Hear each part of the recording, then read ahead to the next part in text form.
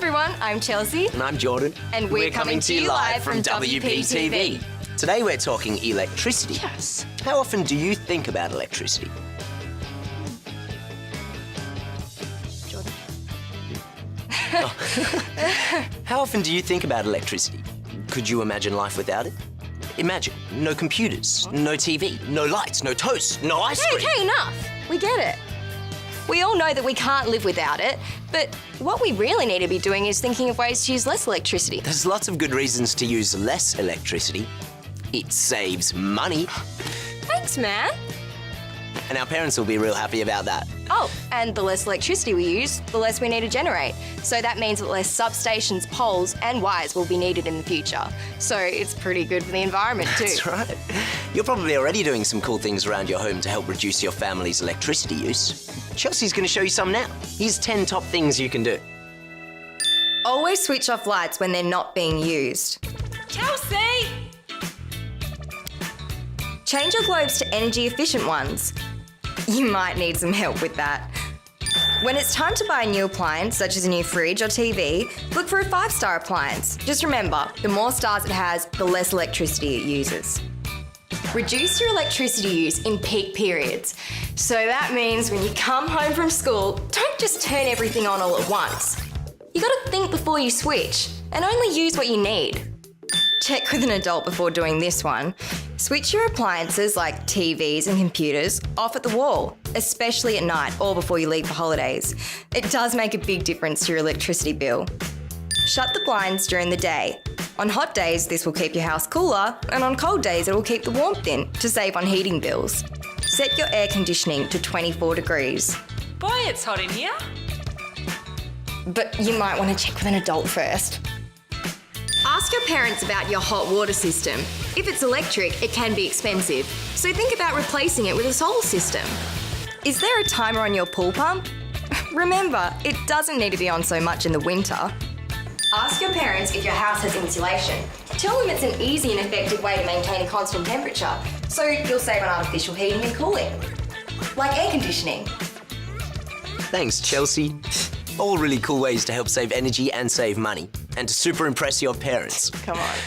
Earlier today, we met up with Lockie. Lockie's a linesman from Western Power, and he talked to us about a different aspect of electricity. Safety. So let's see what happened. Hi. Hi guys. You're so right. Safety is so important. Sadly, every year a small number of children and adults are injured or even die by getting electric shocks. But electrocution can be avoided by remembering a few simple rules. Cool. Everyone knows what these are. They're the switches and plugs that bring the electricity from outside to inside so we can connect it to our appliances. They're not toys. Treat them very carefully. And always switch the power off before plugging and unplugging.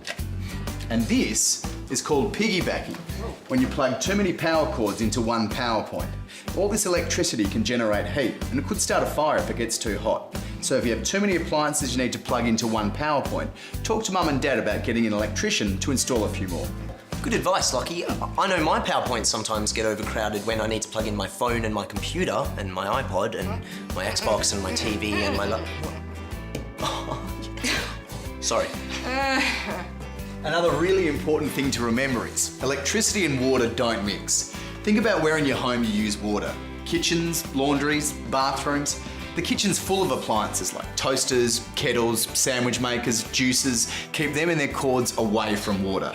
And don't use electrical appliances in the bathroom. If things like hairdryers fall in the bath, they can cause a nasty electric shock.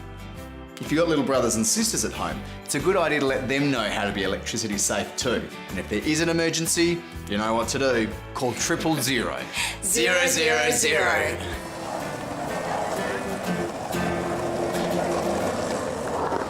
Now you know how to stay safe inside your home, but there are some really important things to know when you're outside. That's where the really powerful electricity lives, isn't that right, Lockie? Absolutely, Jordan.